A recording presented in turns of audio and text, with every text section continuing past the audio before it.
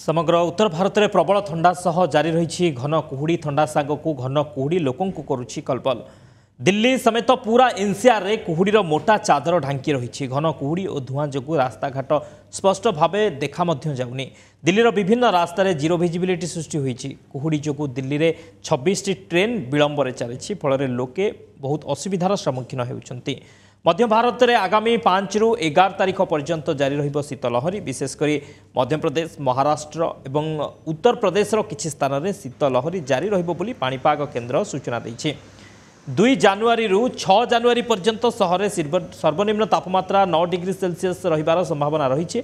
आगामी 3 ରୁ 4 दिन पर्यंत दक्षिण तमिलनाडु दक्षिण केरल और लाक्षाद्वीपर किछि स्थान में हालुकारु मध्यम धरणर वर्षा हेबार संभावना रही।